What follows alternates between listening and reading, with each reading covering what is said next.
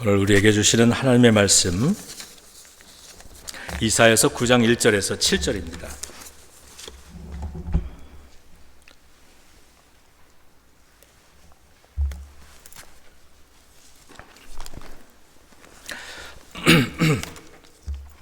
이사야서 9장 1절에서 7절의 말씀 제가 봉독해 드립니다.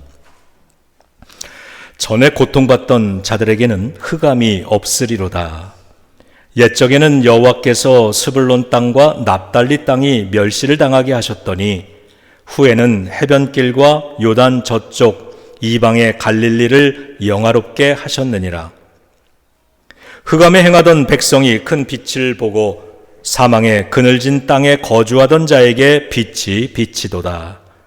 주께서 이 나라를 창성하게 하시며 그 즐거움을 더하게 하셨으므로 추수하는 즐거움과 탈취물을 나눌 때의 즐거움 같이 그들이 주 앞에서 즐거워하오니 이는 그들이 무겁게 맨 멍에와 그들의 어깨의 채찍과 그 압제자의 막대기를 주께서 꺾으시되 미디안의 날과 같이 하셨음이니이다.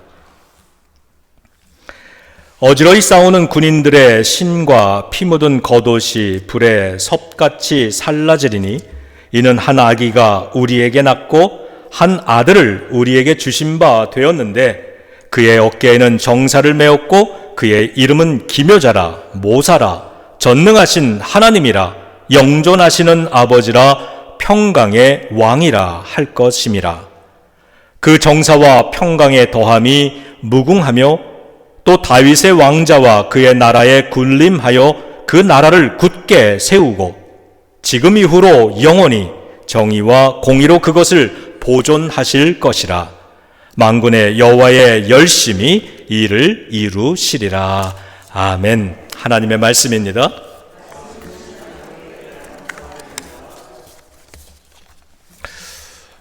창립 감사 예배가 2주 앞으로 다가왔습니다. 우리의 창립 예배는 이 예빗이라고 하는 이름처럼 오직 예수님의 이름만이 빛나는 그런 시간이 되어야 할 줄로 믿습니다. 에일리라고 하는 가수가 쓴 글인데요. 요약하면 이런 내용입니다. 오바마 대통령은 55세에 은퇴했고 트럼프는 70세에 시작을 했습니다. 세상의 모든 사람들은 저마다 자기만의 시간대를 살아갑니다. 주변에 있는 어떤 사람들은 나보다 앞서가는 것처럼 느껴질 수 있고 어떤 사람들은 나보다 뒤처지는 것처럼 느껴질 수도 있습니다. 하지만 그들은 모두 자신만의 경주를 자신의 시간에 맞춰서 하고 있는 것일 뿐입니다. 그런 사람들을 부러워하지도 말고 놀리지도 맙시다. 그들은 자신의 시간대에 있을 뿐이고 당신도 당신의 시간대에 있는 것일 뿐입니다. 인생은 행동하기에 적절한 때를 기다리는 것입니다. 당신은 뒤처지지도 않았고 이르지도 않습니다. 당신은 당신의 시간에 아주 잘 맞춰서 가고 있습니다. 저는 이 글을 읽으면서요, 인생을 바라보는 젊은이의 시선이 참 건강하고 아름답다 이런 생각이 들었습니다. 전도서 3장 1절은 우리에게 이렇게 알려주십니다. 모든 일에는 다 때가 있다. 세상에서 일어나는 일마다 알맞은 때가 있다. 하박국 2장 3절 역시 이렇게 말씀합니다. 이 묵시는 정해진 때가 되어야 이루어질 것이다. 비록 더디더라도 그 때를 기다려라. 반드시 오고야 만다. 늦어지지 않을 것이다.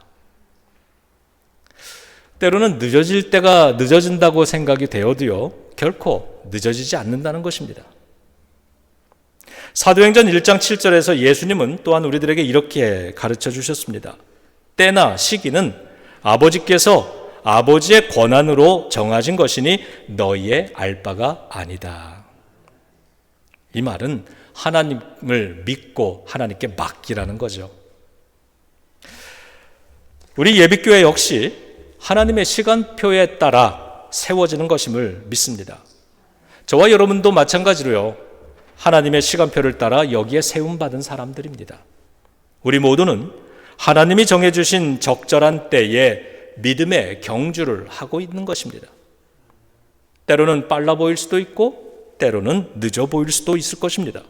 하지만 성경은 뒤처지는 것도 아니고 앞서가는 것도 아니라고 우리들에게 들려주십니다. 그저 우리는 하나님의 뜻에 따라 하나님이 정하신 때에 이곳에서 사명을 감당하는 것입니다. 그러므로 우리는 오직 하나님만을 주인공으로 만들어 드리고 싶습니다. 오직 예수 그리스도를 드러내는 그러한 교회를 세워가는 것, 여기에 관심을 가져야 될 줄로 믿습니다. 그것을 위해서 과연 우리 모두가 얼마나 충성되게 사명을 감당하고 있는가, 이것에 우리는 관심을 가져야 하는 것입니다. 만일 이 관심을 놓쳐버린다면 우리의 관심은 그저 때와 시기와 조건과 형편에만 집중될 것인데요, 그런 모습은 주님께서 원하시는 모습이 아님을 우리가 앞서 읽어드린 그 성경 구절들 속에서 잘 배울 수 있을 것입니다. 오늘 본문은 죄 많은 유다가 북이스라엘과 아람의 연합군의 침략을 받게 되는 그러한 어둡고 암울한 때에 선포된 하나님의 말씀을 담고 있습니다. 그런데 그 메시지는요, 장차 오실 메시아에 대한 예언이었습니다. 장차 태어날 한 아기가 메시아이며 그를 통해 구원의 큰 빛이 세상에 비춰질 것이다 라고 하는 내용입니다. 희망의 예언이죠. 그리고 이 예언은 훗날에 예수 그리스도의 탄생을 통해서 성취되는 것입니다. 이 예언을 읽으면서 이런 의문과 이런 질문이 떠오릅니다. 예수님께서 조금 더 일찍 오실 수 있지 않았을까? 어려움을 겪고 있을 때 조금 더 일찍 오면 더 좋지 않았을까? 하지만 예수님은 이 이사야의 예언이 선포된 그때로부터 약 690년 후에 이 세상에 오셨습니다. 어떻게 보면 많이 늦었다고 생각이 될 겁니다. 그런데 성경이 가르치는 건 그때가 늦어진 것이 아니다, 성취되는 시간이다, 이렇게 가르쳐주고 있다는 겁니다. 예수님은 유럽에서 태어나실 수도 있었고 아시아에서 태어나실 수도 있었습니다. 그런데 어디서 태어나셨습니까? 근동지방의 이스라엘에서 태어나셨습니다. 이 사실을 통해서 우리가 무엇을 알 수 있나요? 예수님은 하나님의 시간표에 따라 적절한 때에 적절한 장소에 오셨다는 사실입니다. 중요한 건 예수님이 탄생하신 그 때와 그 시간은 하나님의 시간표라는 사실입니다. 여러분, 우리 예비교회도 그러한 줄로 믿으시기 바랍니다. 우리 예비교회가 태어난 때와 장소 역시 하나님의 시간표 안에, 하나님의 계획 속에서 이루어지고 있는 것입니다. 그리고 언제 창립이 되느냐, 언제 시작을 하느냐, 이런 것보다 더 중요한 일이 있습니다. 우리가 진정으로 관심 가져야 되는 건 거기에 있는 것이 아닙니다. 정말 중요한 건 예수님께서는 이 땅에 오셔서 인류 역사에 하나님의 시대를 열으셨다는 사실이고요, 예수님이 이 땅에 오셔서 이 시대를 하나님의 구원의 때로 만드셨다는 사실입니다. 우리 예비교회도 그래야 되지 않겠습니까? 예비교회가 오늘 이제 2주 후면 이 땅에서 창립되었다라고 하는 걸 세상에 알리고 선포하게 될 텐데, 정말 중요한 건 우리 예비교회의 탄생을 통해서 하나님의 구원의 역사가 이 세상에 더 넓게 새롭게 펼쳐지는 시작이 되어야 한다는 사실인 줄로 믿습니다. 언제 오셨느냐가 중요한 게 아니라 오셔서 무엇을 하셨느냐가 중요한 것입니다. 우리 예비교회에 있어서도 다시 말씀드리지만 정말 중요한 것은 언제 세워졌느냐가 아니라 이 땅에 하나님의 때를 이루어 가느냐라는 질문이 되어야 할 줄로 믿습니다. 그리고 여러분들께서는 그러한 질문을 교회 앞에 던질 수 있는 그러한 성도가 되셔야 하는 것입니다. 오늘 본문은 예수님이 메시아로서 이 세상에서 어떤 일들을 이루시는지를 선포하고 있는데요, 메시아는 5가지 특징을 가지고 계십니다. 첫째는 오늘 본문에 보면 남자아이로 태어나신다 이렇게 얘기합니다. 그 말은요, 메시아는 우리와 같은 인간의 몸으로 우리의 삶의 현장에서 태어나신다는 뜻입니다. 예수님이 태어나심으로 하나님께서 우리와 함께 하시는구나. 우리의 삶의 자리에서 우리의 모습, 우리의 형편 그대로 우리의 눈높이에서 우리와 함께 하고 계시는구나. 이것을 우리가 알 수 있게 되는 것이죠. 두 번째로 그의 어깨에는 왕권이 놓여 있을 것이다 라고 말합니다. 이 말은 예수 그리스도께서 왕으로서 다스리신다는 뜻입니다. 세 번째로는 그의 이름은 위대한 조언자, 전능하신 하나님, 영원하신 하나님, 평화의 왕으로 불려질 것이라고 말씀하셨습니다. 이 말은 예수님이 오시면 아무도 생각하지 못했던 놀라운 계획을 세우실 것이고 그 일을 실천하실 것인데 그 모든 것을 달성하시는 전능하고 영원하신 하나님이시다라는 뜻입니다. 그리고 동시에 평화의 왕이라고 그러셨습니다. 하나님께서는 높은 보좌, 높은 자리에 앉아서 백성들을 착취하시는 그런 왕이 아니라 우리의 삶의 현장에 찾아오셔서 우리의 삶을 평화롭게 다스려 주시는 왕이 되신다는 뜻이죠. 네 번째로는 그는 다윗의 보좌에 앉아 영원히 평화와 공의로운 통치를 하실 것이라고 말씀하십니다. 영원히 평화와 공의로운 통치를 하실 것입니다. 예수 그리스도께서는 세상의 형편이나 우리 사람들의 어떤 태도나 이런 것에 영향을 받아서 이렇게 저렇게 움직이시는 변화되는 분이 아니라 어떠한 형편과 처지에서도 하나님은 예수 그리스도는 영원토록 평화와 공의로운 모습을 그대로 지켜내시고 성취하신다는 것입니다. 그러므로 여러분 이것이 얼마나 큰 축복의 말씀입니까? 저와 여러분들 우리들은요 업앤다운수가 심합니다. 오늘 힘을 냈다 그러면 다음 날은 다시 약해질 수 있는 것입니다. 어느 날은 굉장히 은혜롭게 열심히 기도하다가 어떤 때는 기도를 한동안 멈출 때도 있는 것입니다. 예배를 뜨겁게 찬양을 뜨겁게 드릴 때도 있지만 냉랭한 가슴으로 앉아 있을 때도 있는 것입니다. 그런데 중요한 것이 무엇입니까? 우리가 기억해야 될 사실은 예수 그리스도께서는 영원토록 그러한 우리의 사정과 형편에 좌우되시는 분이 아니라 공의롭게 평화롭게 우리를 만나 주실 것이라고 하는 사실입니다. 그러므로 하나님께서 예수님께서 우리를 오래 참고 기다리시는 것처럼 때로는 우리도 우리 자신에게 시간을 주시기 바랍니다. 우리 옆에 있는 가족들에게 남편에게 아내에게도 자녀에게도 시간을 주시기 바랍니다. 그러면 주님의 손길에 의해서 다시 넉넉히 회복될 줄로 믿습니다. 다섯 번째로 이 모든 것은 여호와 하나님의 열심으로 이루실 일들이라고 합니다. 얼마나 놀랍습니까? 주님 하나님께서 내가 뭔데 나를 위해서 열심히 이 일을 위하여 일하고 계신다라고 하는 사실입니다.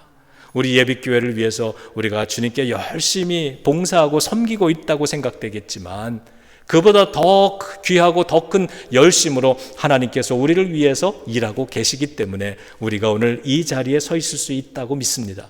그래서 우리 찬양의 고백처럼 이게 주님의 은혜가 아니면 우리가 어찌 주님 앞에 나와 예배할 수 있고 주님의 은혜가 아니면 어떻게 우리가 주님께 이렇게 헌신하거나 섬길 수 있겠습니까?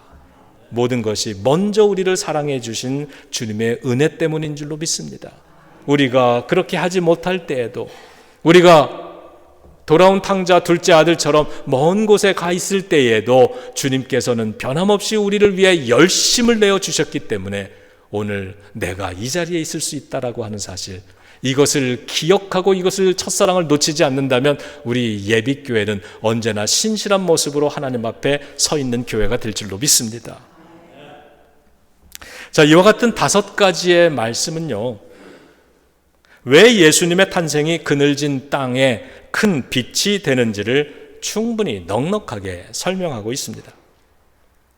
이 말씀들을 읽으면서 제가 목사로서 예비교회에 대해 관심 가지는 것도 우리 교회가 어떻게 해서 그늘진 인생과 세상에 예수 그리스도의 큰 빛을 비출 것인가, 여기에 대한 관심을 갖게 됩니다. 그 관심뿐만이 아니라 제가 소망하는 건 역시 우리 예비교회가 5년 후에도 10년 후에도 또 그 이후에도 그렇게 예수 그리스도의 빛으로 이 땅에 존재하는 것, 주님의 빛을 그늘진 인생에게 비춰주면서 그렇게 든든하게 서 있는 것, 이것이 저의 소망인 것입니다. 여러분의 소망인 줄도 믿습니다. 오늘 본문은 예수님께서 어두운 세상, 그늘진 인생에 빛을 주시기 위해 오셨다고 가르쳐 주십니다.